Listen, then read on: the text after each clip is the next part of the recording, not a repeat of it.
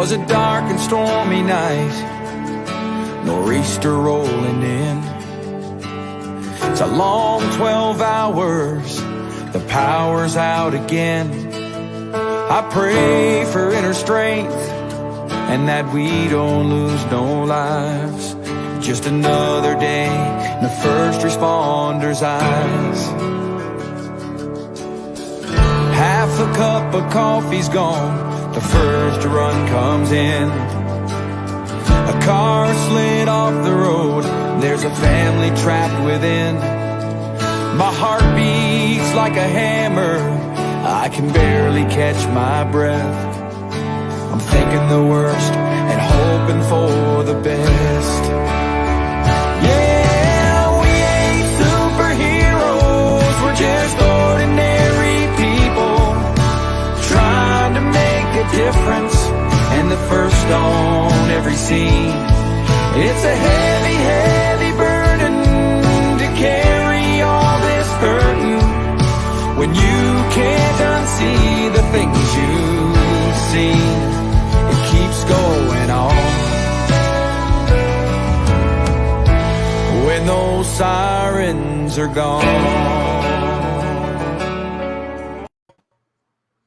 Oh, you cut the song off. Hey, welcome everybody to the award-winning Mad Radio Show with John and Sam. We are all about healing our heroes and hitting and scratching the skid and smashing the stigma on mental health within our law enforcement and our first responder communities. We all know too well the pressures and the stresses our law enforcement go through. So we want to bring the resources that are available to you that you can use at your disposal each and every day.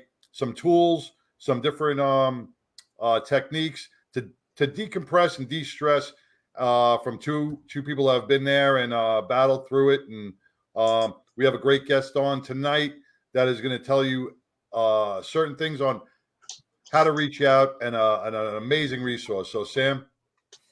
Yeah. Hey, John. Yeah, it's great to be here. And you know, last week when we talked a lot about, well, I'll just say frankly, putting a lot of pressure on our law enforcement community to step up and do the right thing amidst the unreasonable pressure from the politicians.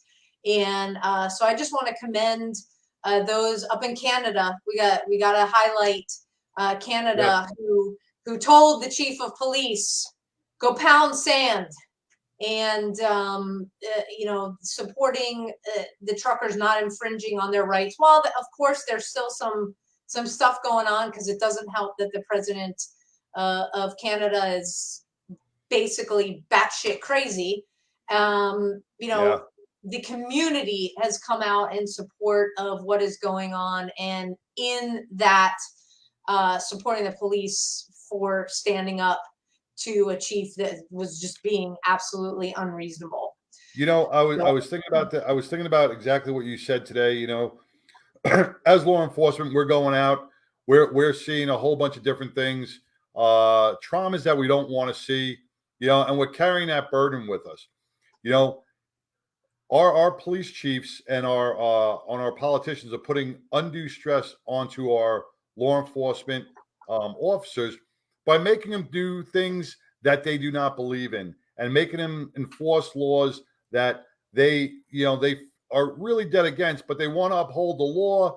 They want to stay true to their job. They're not lawful. That's the whole thing. They're not lawful. They're being asked. Not lawful, but you know what? You know, your boss tells you, hey, you know, that guy's got bald tires. I want you to ticket him. You know, as a cop, you're bred to obey orders.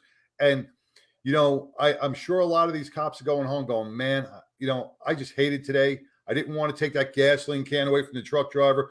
Man, I didn't want to, you know, arrest that 78-year-old man. I didn't want to do these things. So we're making officers officers took this job to protect and serve our communities and to stop crime, to fight crime, not to be a politician's pawn in their political fight against a protest. You know, as we saw in that Ottawa thing, there was no violence. That it was more of, like they said, a block party, and it was a peaceful protest, and they're just trying to speak, Exercise their right. exercise their right. And we're making police officers into the Gestapos, into the neo-Nazis, making them take away the rights of citizens. And every police officer out there knows that, man, if they didn't have that badge on right now, their rights could be taken away. And that's gotta weigh heavy on our officers out there. I don't think any officer in their right mind wants to, do that. They took the job that they love. They took this job to make a difference, not to be a chess piece in somebody's game on politics. And that's a sad fact. It is. And you've talked about before how and we just talked about this before the show tonight, is you get to a place where you've got the stresses from the job that you never thought you'd have to deal with. You can't unsee the things that you've seen all the way up to COVID and during it, with all of the deaths, depending on what city you're in. And so when things get quiet, this can go a little haywire. And if the resources are not there, what do you do? And John, you said you had to get out of New York, that things just got really upside down. And Right. Our guest tonight, she is filling the gap big time. And you and I both agree that we've got all these resources, and maybe there's posters and lots of things around the stations, but if you're not actively looking, actively listening, actively participating in your own care, sometimes that it will just get lost, right? Well, right, but let me tell you, and I want to back up when you say resources and places to ask for help, because as well as I do, December 27th of 2020, I fell in that rabbit hole. I had to cry for help. I cried for help, and because the people I cried to help to did not know how to handle the situation. I had six canisters of tear gas shot into my house. I had SWAT teams with ARs on my front lawn, and I wasn't even armed. I never made threats or nothing. I cried for help. My wife turned around when she spoke to the officers outside and says, he's sleeping on the couch. He had a mental breakdown. He wanted to kill himself, but now he's passed out from emotional drainage.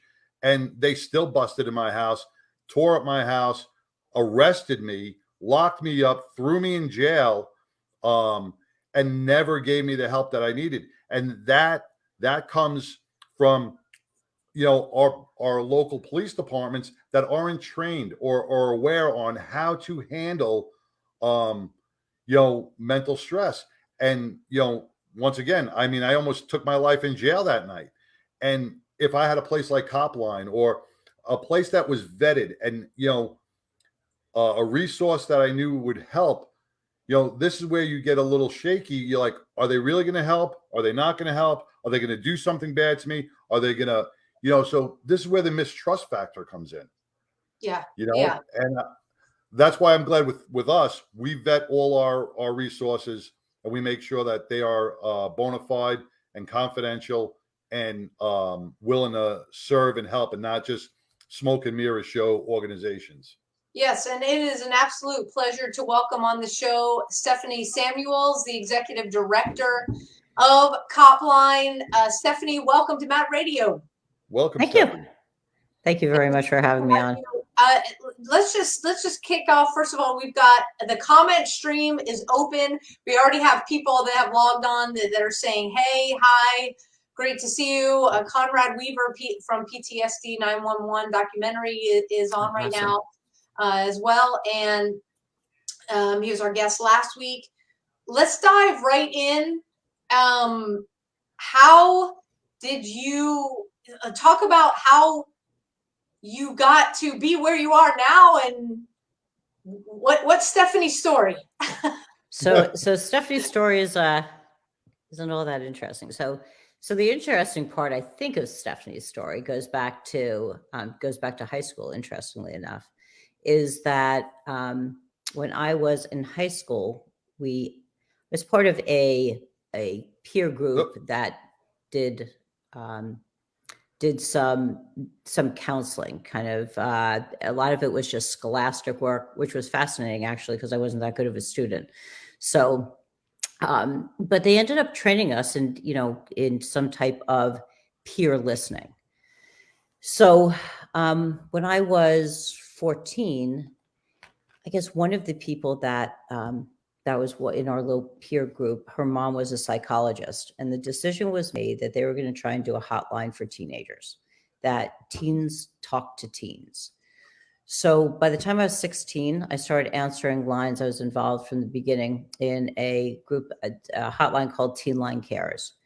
So it was a brilliant idea, and it worked, because teens didn't trust parents and what have you. So kind of speed ahead,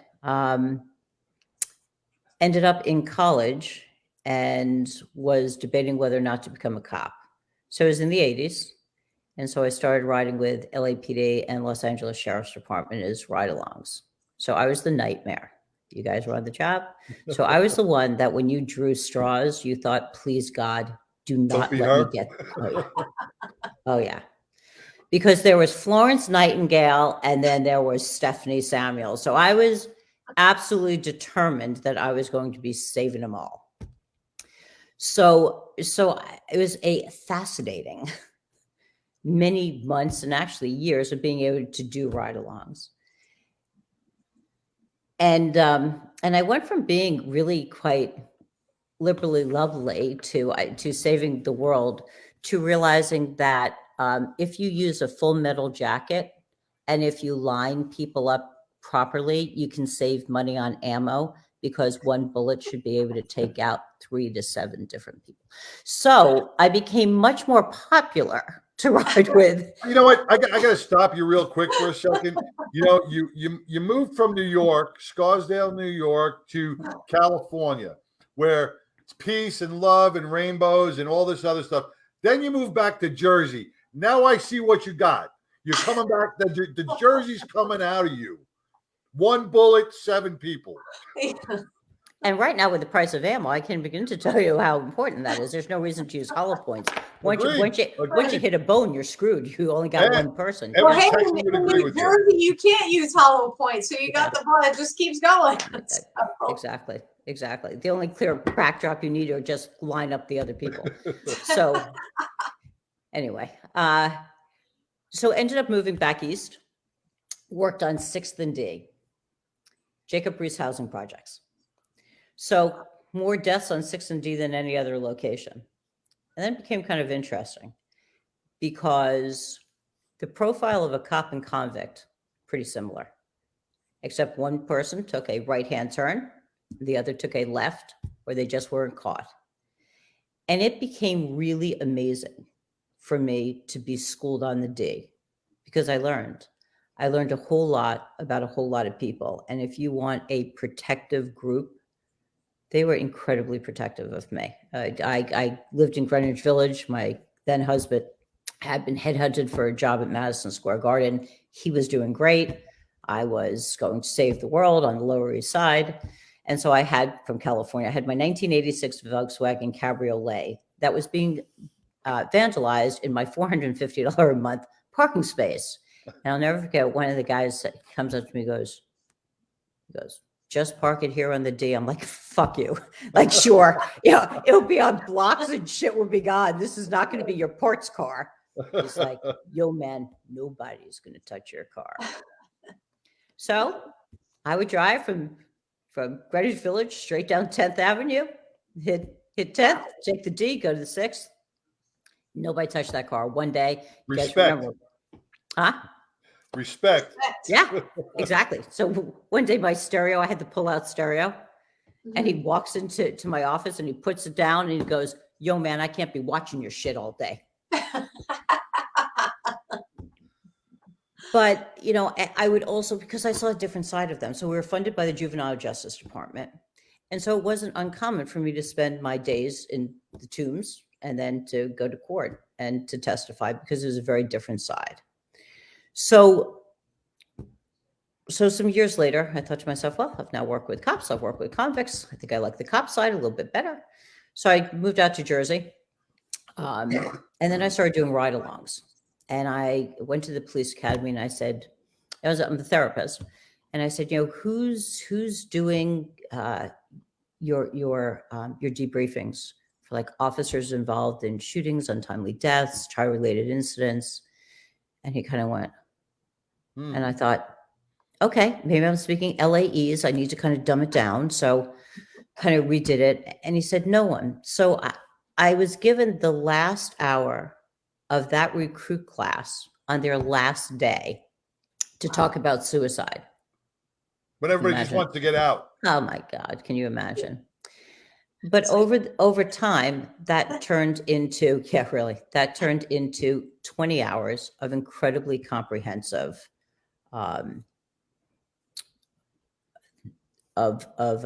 blocks in the academy, and really started making an impact. And so I was riding with all the different locations in Monmouth County, which is where I live. And I remember doing my first ride along. It was a beach community. So, you know, so here's this, you know, this young girl, you know, 30 years ago, who's now sitting in these guys' patrol cars, who had just ridden with LAPD. And so, you know, I'm just the shit. And they're wondering, you know, what is, you know, what are you going to do in this little podunk town that in the winter is like down to 1,200 people? So for the first, and I take the full shift. So I'm also your guys' greatest nightmare. So if you think you're going to coop or whatever else. And so for your first few hours, you think, you know, that's the first thing that went through my mind is rat. So for the first 4 hours, they're thinking to themselves, my chief put me here. IA put me in there. And then as they get to listen to me, they realize that with this mouth, there is no way anybody vetted me, let alone stuck me in their cars. And by hour 5, I could have been wearing a priest collar. There was nothing that they didn't share. Wow. And in that one podunk town came one of the most painful incidents that has ever been shared with me, about a little boy who is on the other side. So the other thing is, you know, with LAPD and your bigger units, you know, and NYPD, that you go to, typically when you go to calls, it's John and Jane Doe. But when you're in these small towns, this is Aunt Betsy, who had, you know, had taken care of the dog, who we would celebrate Christmas. So every call is potentially an emotionally charged call. So he goes to the house. There was a fire, and they were desperately trying to get into this door. And there was a little boy, and he was saying, you know, I can't open the door. I can't open the door. And by the time they got to the door, his hands had melted together. And when he was in the officer's lap, and he said, please tell my mom I'm sorry. I'll never play with matches again. He's telling me the story. He is sobbing. And I'm like, holy shit. Like the pain that you guys hold. And this was 12 years ago, and he's sobbing. So as I rode, I started to understand on a very different level. This wasn't about fun. This wasn't about anything except these guys need help. And I don't mean because they're fucked up, they need help. I mean because a human being is not supposed to see what you guys see. And nobody understands it. And then the worst becomes when you guys are touted as heroes. I've never met any cop who has ever believed he or she was a hero. I had cops that said, some days you get the bear, some days the bear gets you. I'm just grateful I was able to do my job that day, and I got the bear. And so as I rode, I started thinking to myself, you know, wouldn't it be cool if they had a hotline that they could call that was answered by retired, vetted, trained officers. Because in my private practice, I was now seeing not just the timely officers leaving, the untimelies, officers involved in the shootings, the psychological injuries, as well as the physical injuries that were taking them out of a career they loved, and they felt that things weren't unfinished. So I knew I needed to use retired officers. This has come up quite a bit of why can't I use active officers? There would be a conflict. We truly do not breach confidentiality. I will tell you the 4 circumstances that we breach. If you have killed somebody, not on duty, but in your personal world, please do not share that with my listeners. Okay. We will breach if you've decided to kill someone. If you're going to kill someone and it is a credible threat with a plan, under Tarasoff, child abuse and elder abuse, that's it, not suicide. You can call up and you can talk about that this is going to be your last phone call. But what we know statistically is that if you have gone to the hassle of dialing 10 numbers, you're ambivalent. That puts us at 51%. And at 51%, I know we got you from there. So when it came to domestic violence, when it comes to drugs and that stuff, you can't have an active officer that's answering those lines because they have to do something. So our retired officers are civilians. So the only 4 breaches are exactly what I said. I have never had an officer tell me that any of those 4 are unacceptable. There's no officer that's ever worn that badge that would ever not want somebody to breach under those circumstances. So Stephanie, let me ask you a quick question, because on your website, confidentiality is key, but you also have on there, it's not just confidentiality, it's anonymity. Can you go a little bit further and explain that? Sure. So if you call up Copline, and you want to get on the phone and you say, first of all, you don't have to give your name, but at some point in time, chances are one of my listeners is going to say, can you give me a name to call you by? Or can I, or I'm sorry, I didn't catch your name. And you can say, Beth. They don't care. They just want something to call you by. To connect. Correct. We take no state or federal funds, none. So when you're watching not-for-profits eat each other in an arena, we're going to be eating popcorn in the front row because we're not going after those government funds. Right. Because the saddest part is that you guys are willing to die for your gun, badge, and patch, but you do not believe that same government you're going to die for will take care of you. So we decided when Copline was founded that we were not going to go after that grant or federal funds, which makes it pretty tough. So the anonymity gets held on many different levels and not the full of shit levels. It really is. It is tough to raise money. It's even tougher to raise money in a COVID world where your fundraisers have had to cease for 2 years because you can't do a golf tournament. You can't do some of the stuff.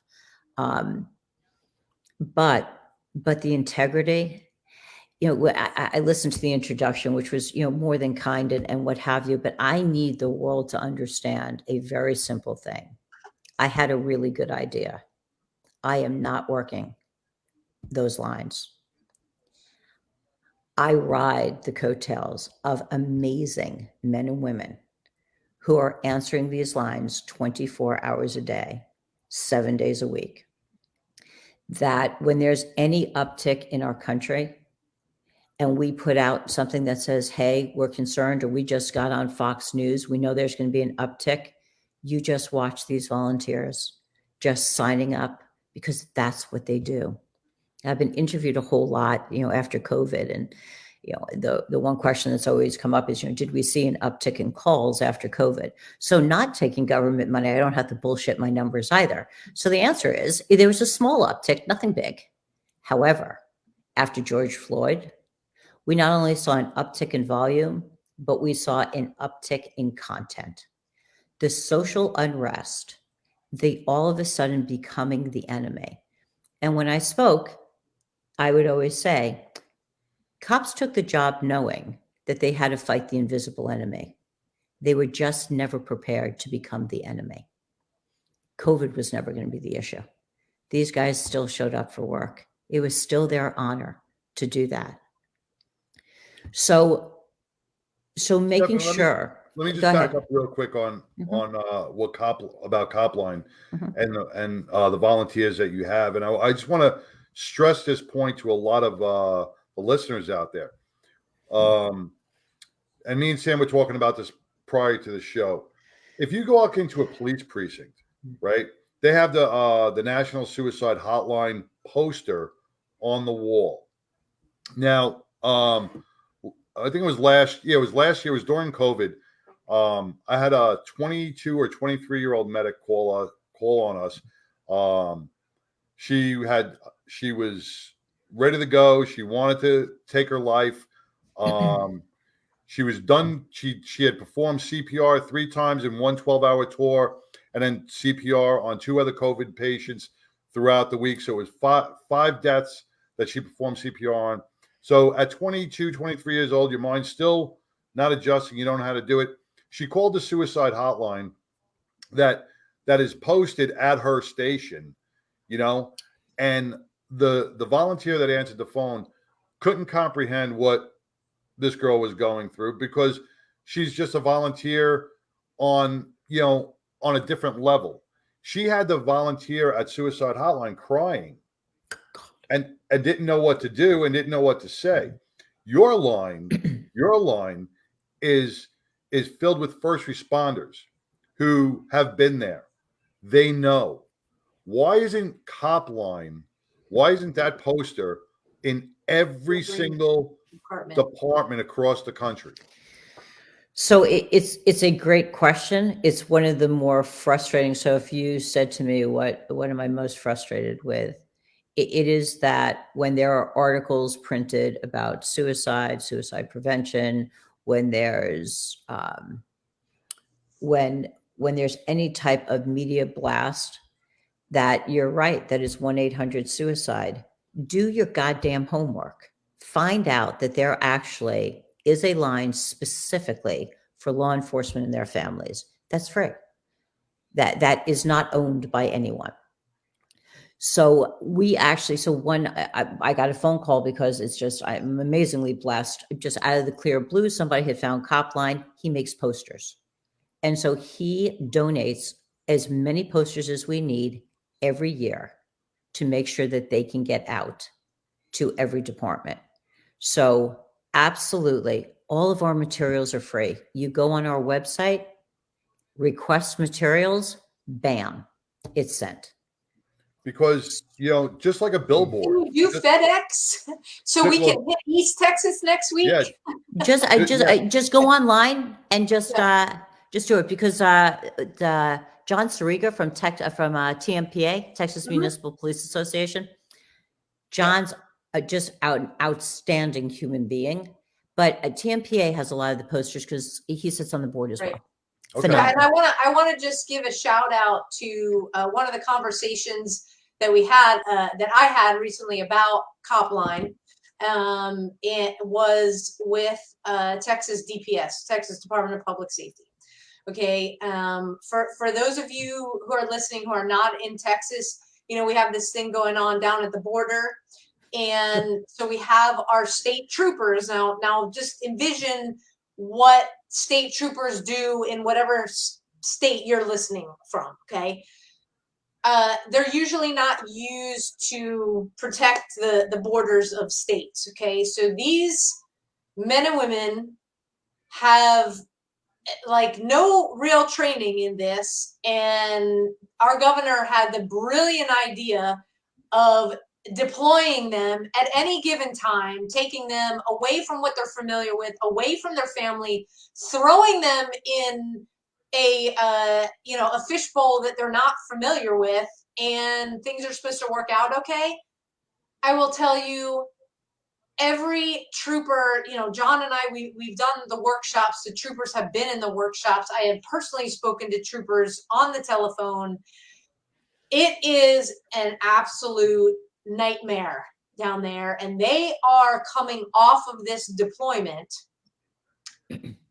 and they don't know how to process this, because this is so different from what they were trained in the academy to do. Because just John, like you, like me, on 9/11, plane hit the tower, elevator doors open, my brain, there's been an explosion, get out. The training brain takes over.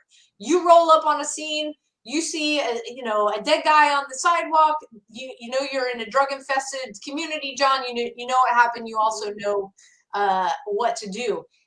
In these situations, they don't know what to do. And so DPS and TMPA, they're like, we need a resource that speaks our language. And so it's a part of, I spoke to the counselors and the director from VESS, Victim and Employee Assistance. When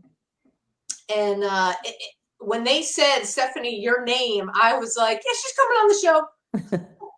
But to have you have the main law enforcement body for the state of Texas recognize the asset and understand cops need cops, first responders need first responders.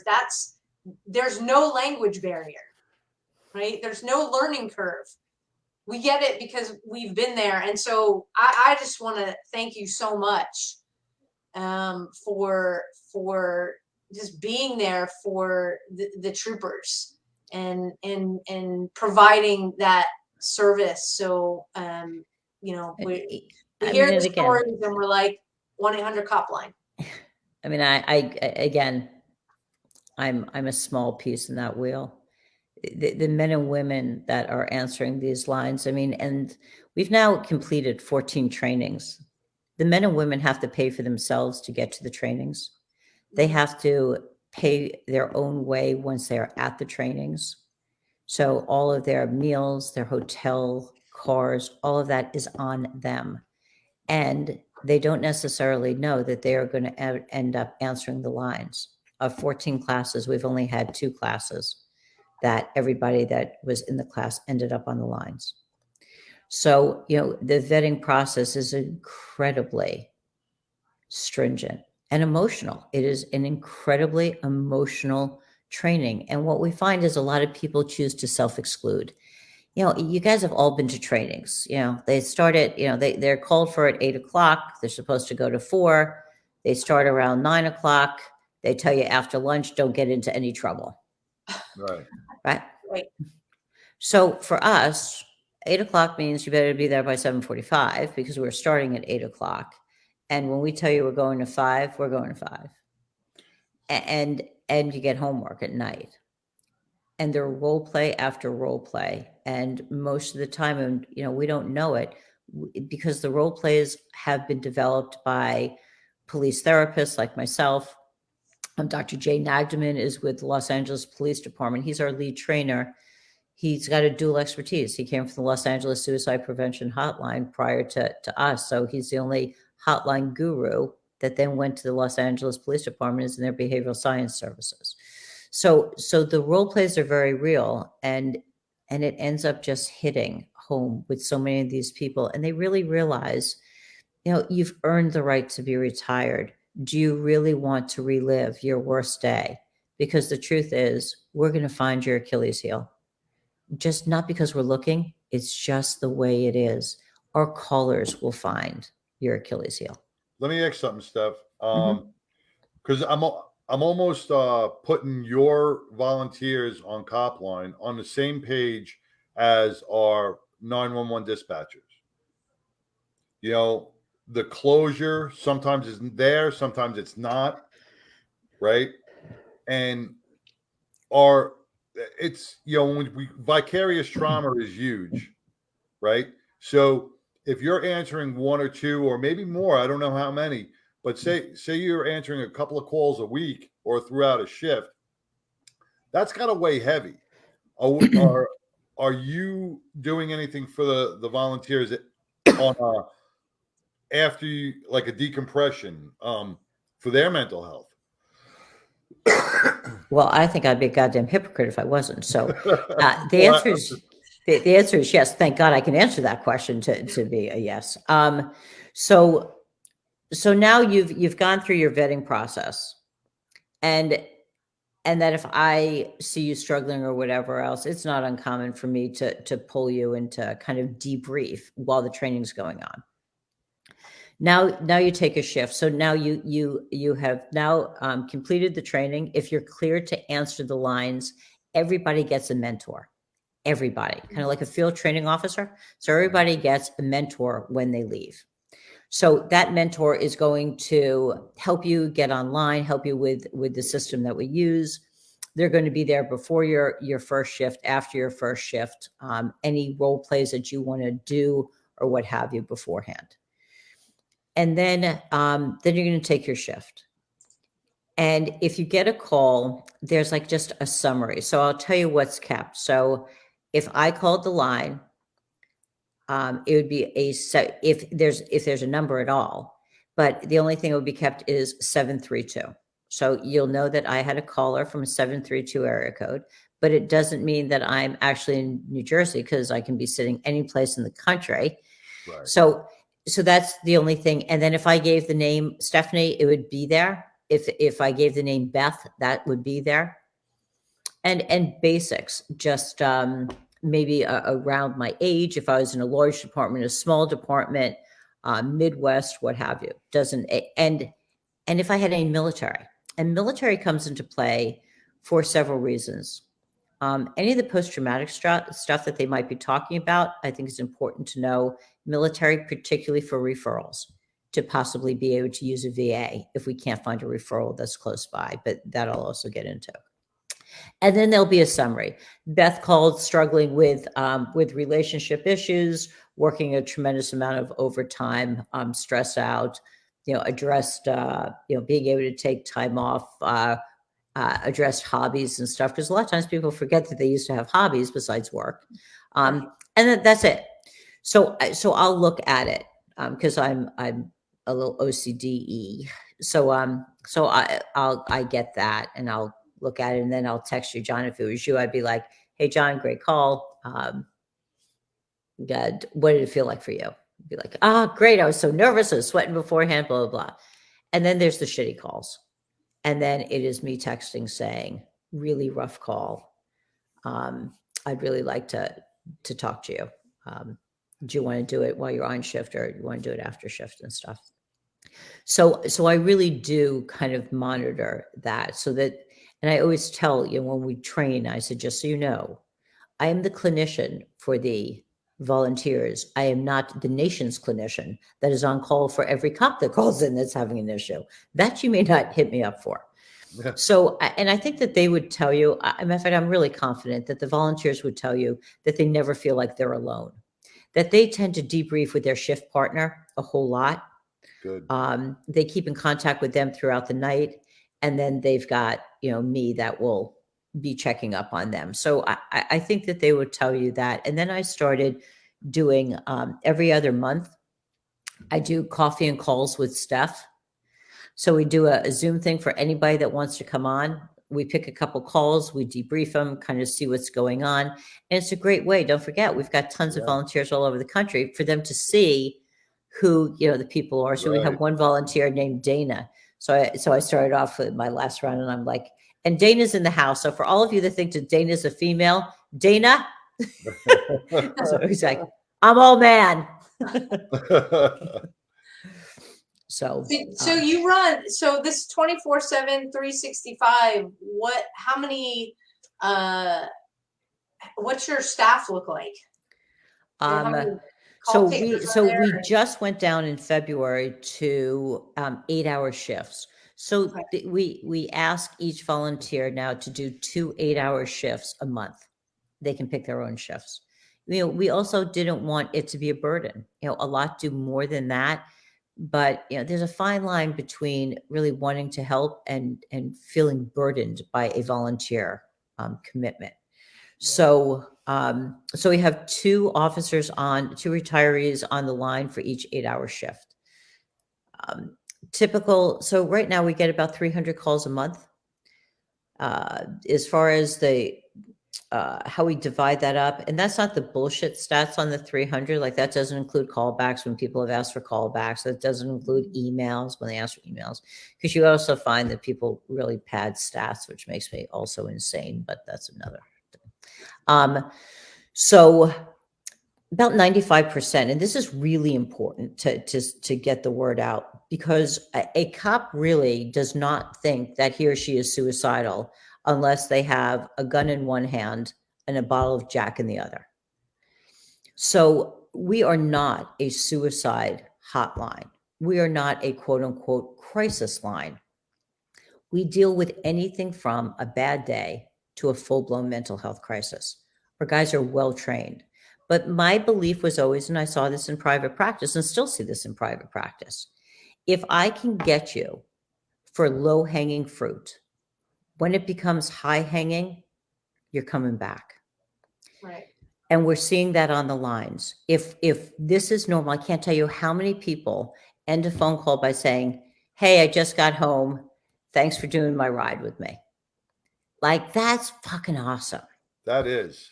So, so we get about 300 calls a month. About 95% of those calls are just bad day calls, just kind of processing out different things, shitty incidents, wanting to talk to somebody that's been there, that gets it, that's not going to judge them and not going to give advice.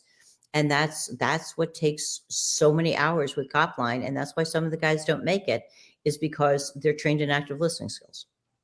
See, what I love about that is, I think you just hit the nail right on the head to stop guys from getting with the one gun in one hand and a jack in the other hand, because if they have a bad day, right? They have that machismo attitude. They can't talk to their partner.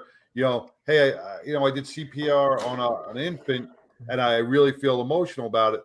I can't talk to my partner about it because he's an old timer. He's like, "Suck it up, kid," whatever. I can't talk to anybody about it. I don't want to bring this home to my family. But you know what? That car ride home, like we talk about the breathing exercise, get on a phone. You're able to vent it, say your feelings, and I can't tell you how much that de-stresses you, pulls that weight down, and helps you process that call. Yeah. And when you get home, you're probably in such a much better mood. That is, that. So it doesn't continue to escalate, because it's cumulative. And you didn't bottle it up. Right.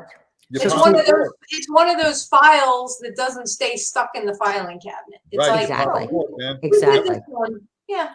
So really, to be able to get the word out there that it really does kind of encompass everything. So about 3% of the calls are officers, 3 to 3.5, or officers involved in critical incidents, on or off the job. So their own DUIs certainly have come up.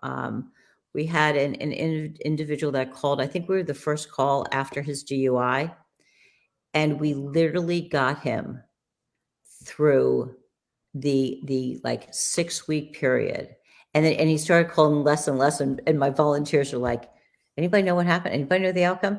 And he called back, and after his hearing and stuff, he said, I just want to thank you guys for getting me through the worst period of time in my life. Wow. My job is, I'm able to stay on the job.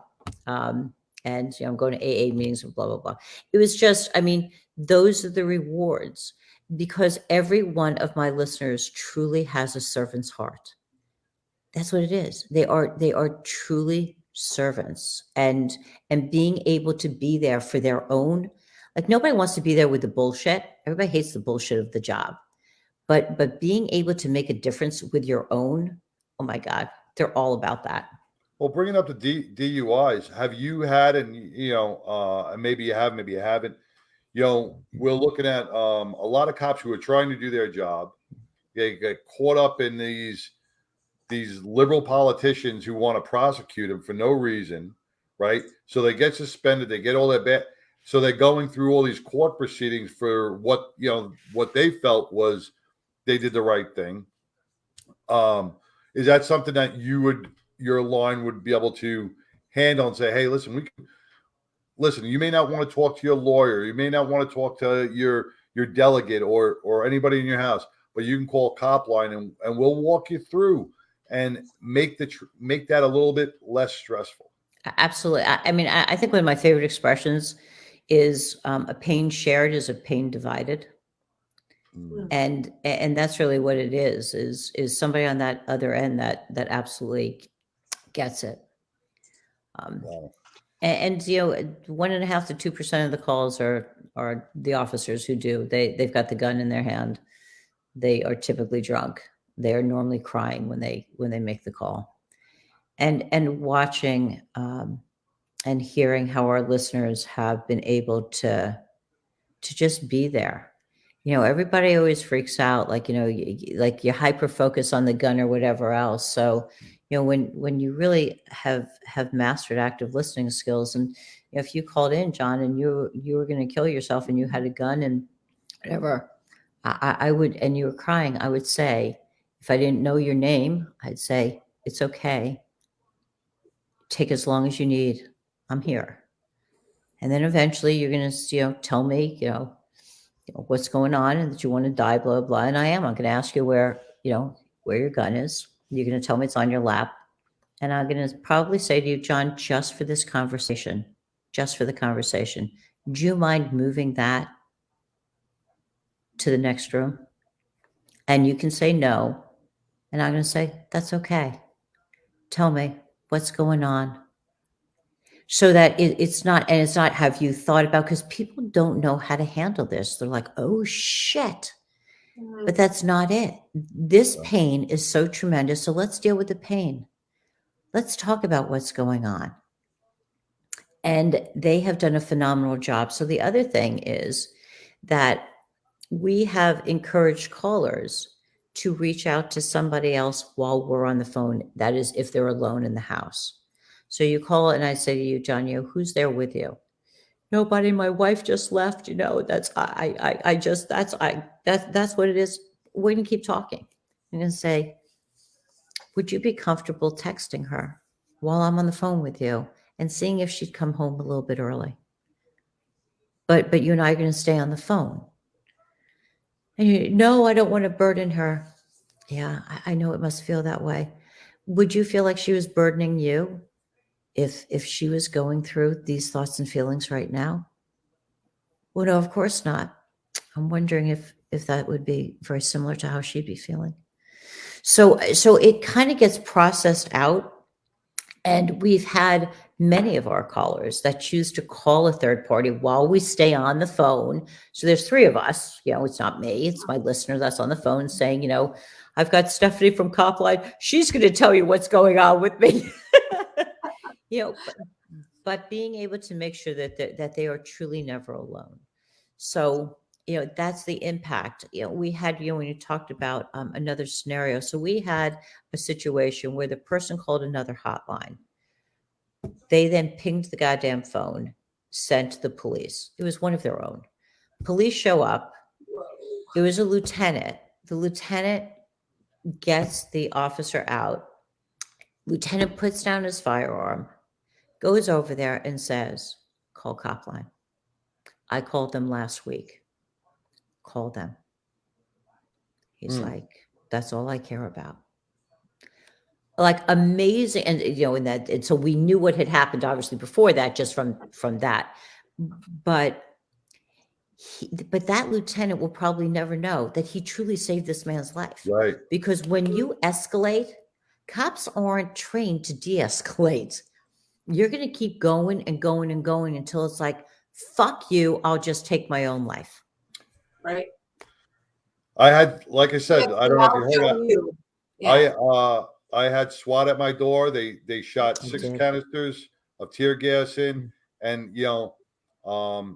I ended up getting to speak to just on a chance meeting. I met the female officer that was one of the person in charge of this whole thing that went down. And she's like, "You're that New York cop that lives over." And I said, "Yeah." She's like, "Oh." I was like, "Yeah, oh." She's like, "Well, let me tell you." She goes, "Things didn't go the way," and she kind of admitted that things were not, they're not trained to handle this. And I said, and I said, "Well, listen, I have no hard feelings because I never disparage any cop for taking tactics or doing stuff for their own safety because they don't know." Right. And I agree, but I told her, I said, "There's alternatives. There's other ways to do things. Yeah. You should have explored more before jumping in." How And she about said, "You're listening right." to the people that were right there, boots on the ground, saying what was going on with you instead of ignoring? Well, see, that there goes the active listening. They didn't actively listen to my wife or the two other people from the post traumatic stress of America. They didn't listen to that. They were like you said, Steph. They were hyper vigilant. Mhm. They were just gung ho, and they didn't know how to negotiate or look at Guy other with gun in avenues. house. Right. So that's all they saw. That's all they heard. And that's where they went. That's the tactics they took. You guys are trained for muscle memory. When you talk about this is completely out of your realm. If you guys Right. can be trained for the psychological muscle memory, we'd be in great shape. We'd be in great shape. The problem is that when your departments do it, you don't trust the departments. When the state does it, you don't trust the state. When the feds do it, you don't trust the feds. So it's also sitting back and saying, okay, who the fuck do we bring in?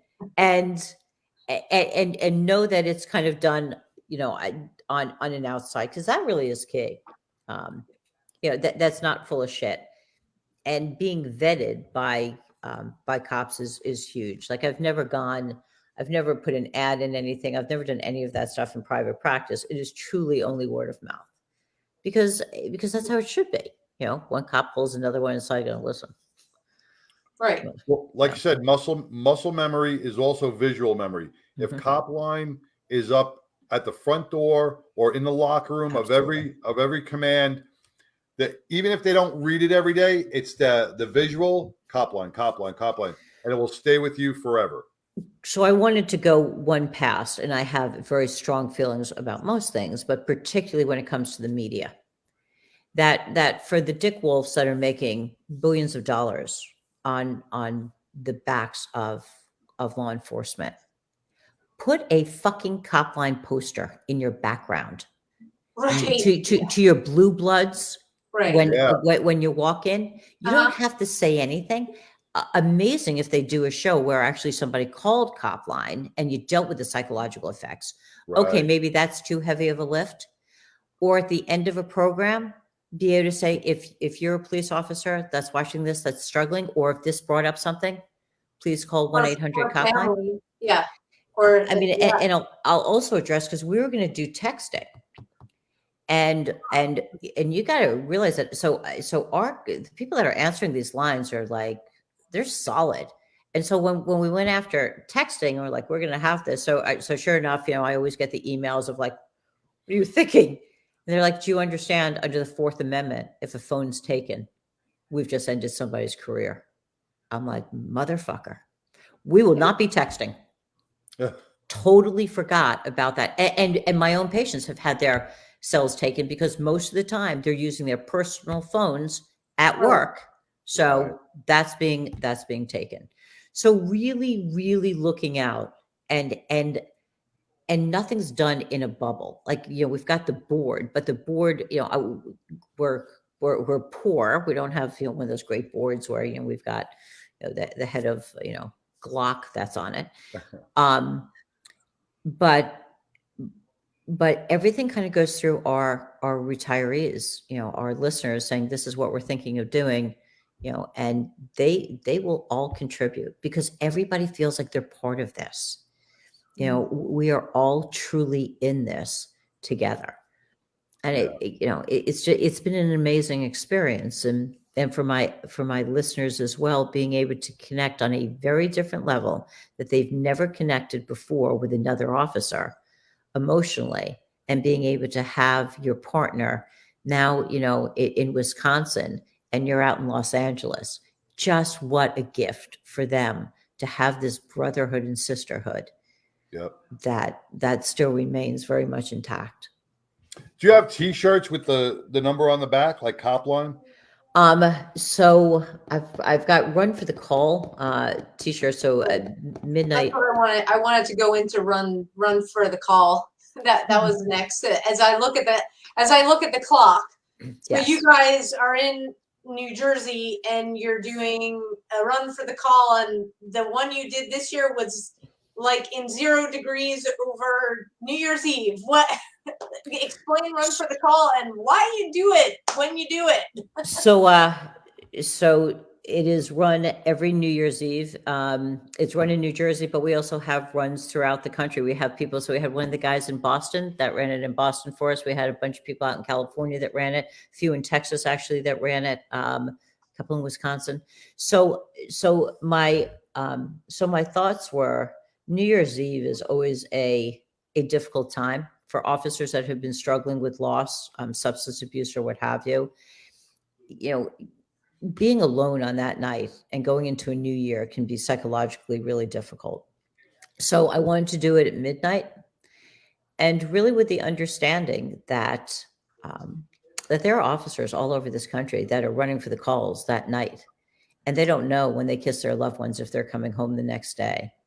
So each of our T-shirts that we have, so they are actually individually done, so that if you get your request in, that every single T-shirt has the name of an officer that had passed away, with the department and their badge number. And we do not care how they died, just that they wore the badge with honor. So we have a lot of people that are running for officers that died by suicide. We have people that are running for canines that passed away.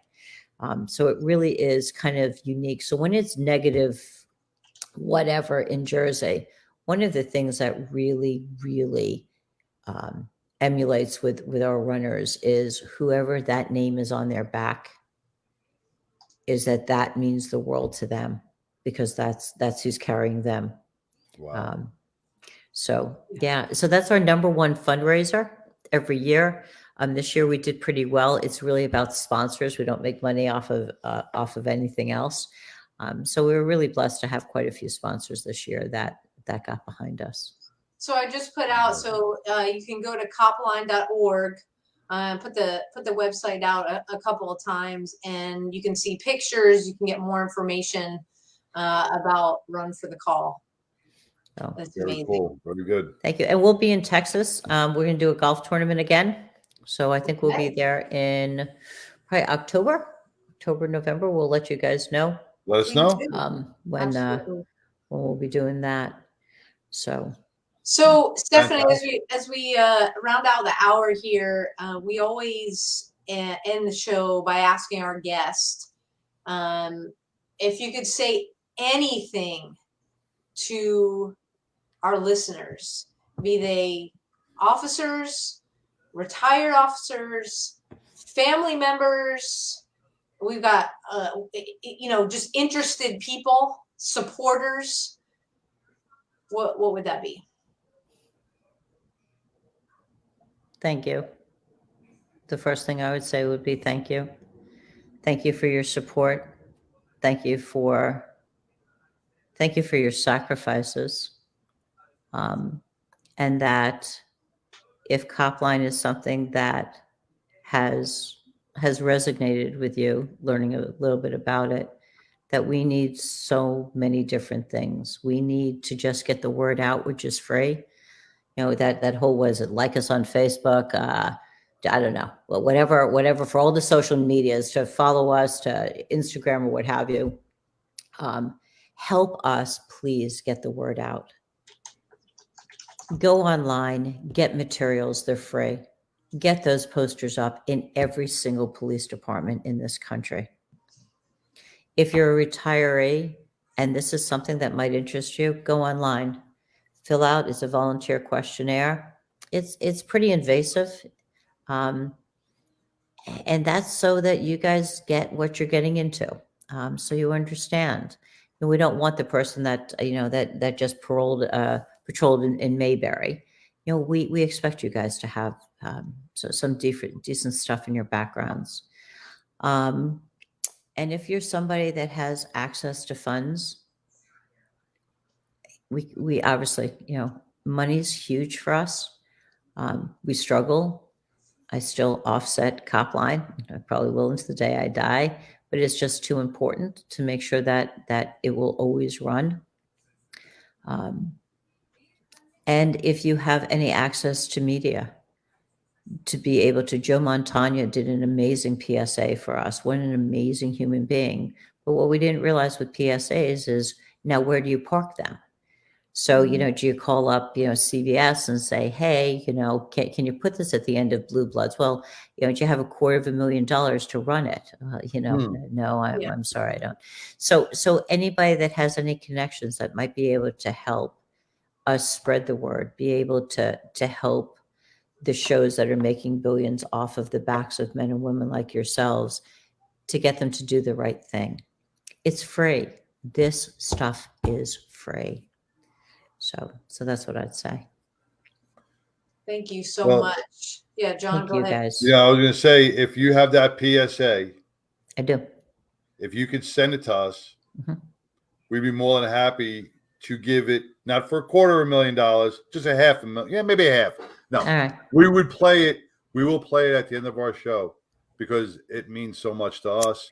And Thank you. we will play it at the end of our show, and tag it, because that, if it's people that are listening right now, if they stay on, they listen to it, they see it, muscle memory, we'll be happy to share it. Yes. Thank you guys for doing what you do. I know what it's like to have to plan a podcast, the time, the energy that it goes in for you guys, and you do a brilliant job, and it was truly an honor, a true honor to be on your show. I can't thank you enough, really. Well, you're very welcome, and the honor is ours, because this is what we do.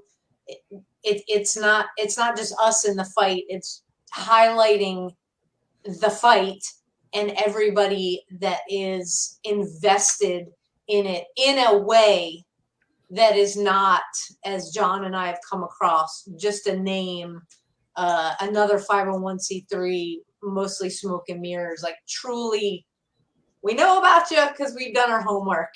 And we've turned people down that wanted to come on board with us, and we've turned them down because they couldn't prove what they have done or show us any results.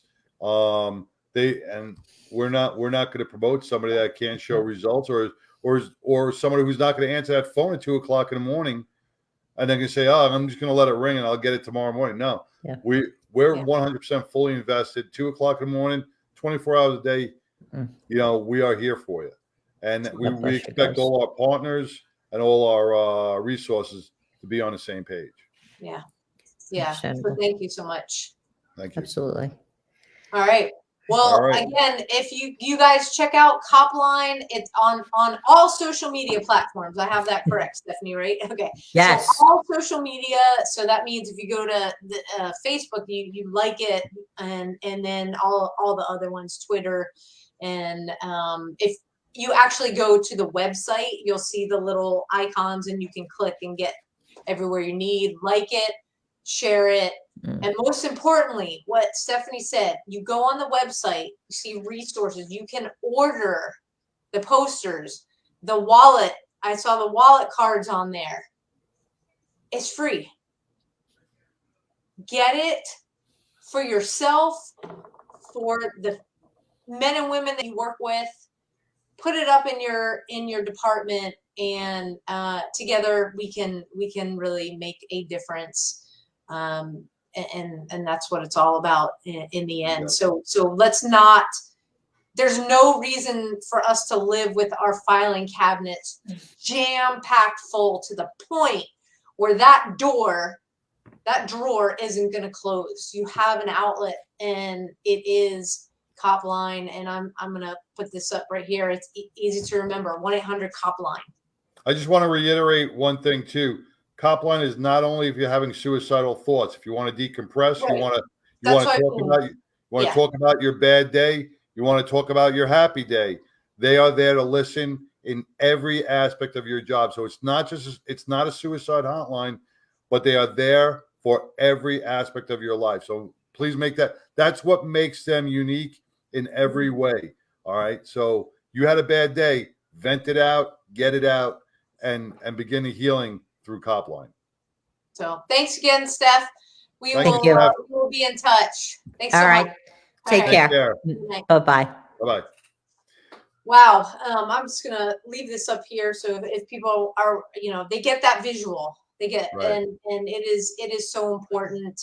And I know it's not the last that we've seen or heard of Copline and Stephanie and what she's doing and the expansion. And we will definitely do our part to get it out there, get those posters, get those wallet cards, whatever it is, as part of our workshop and here on Mad Radio, because it's too important. I tell you, I'm so impressed, and I'm so glad she said about the bad day thing, because that means the world to so many first responders. And we've talked about it. When we talk about it in our workshops, man, you get off work, get in your car, throw your earbuds on. You had a bad day, call Copline, and you know what? That half-hour drive home, right? You could be a different person when you walk in the door. If you had that bad day, Yeah, it's that stress release, and again, having somebody listening, not trying to fix, right? Because let's face it, our spouses, we're trained fixers, right? Right. And so that's what, by our nature, we want to jump in and do that. And when it comes to being an active listener, it truly is about closing this and opening these. That's why God gave us 2 ears, one mouth, and allowing the person to just whatever it is. Yep. Whatever exactly. it is.